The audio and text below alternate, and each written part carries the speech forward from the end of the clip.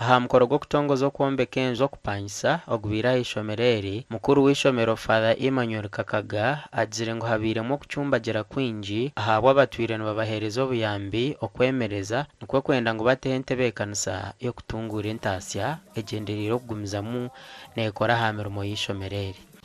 Officially, our apartments project and the guest of honor and the bishop are doing it perfectly for us. Wow. Thank you very much.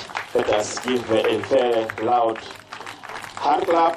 Nikwe tutunga musente kugana no mu bitabo okira abantu baza kuyemerezaho. Abwo kubaheru byambo kurga eru bino bucendera buri mwaka. Na proposals zimwe twandika batugaruka mu ntu bakwasa. Na nechinde kereziya nkaroma ati negeza kuyamba mahanga gwa haidi ne rentan kabusyaka.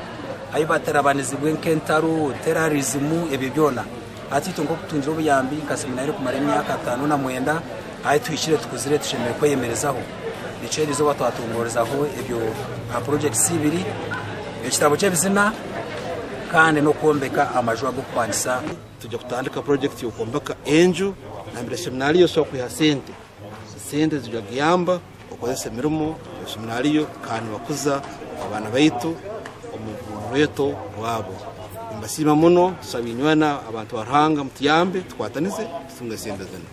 We Bishop Robert Muhirwa owa Fort Portal Diocese ajenga burinjwe mwe yo kupangisa neetaga milioni 800 kandi hariyezi basyaho milioni 68 ezirugiro mu kuguza obutabo bw'ebyoshongoro hamwe n'ombandi berukangirizi.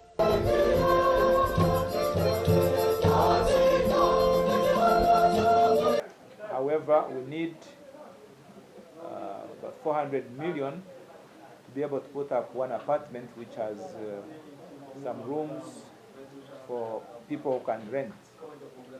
So this is just today the starting of this project which will be ongoing.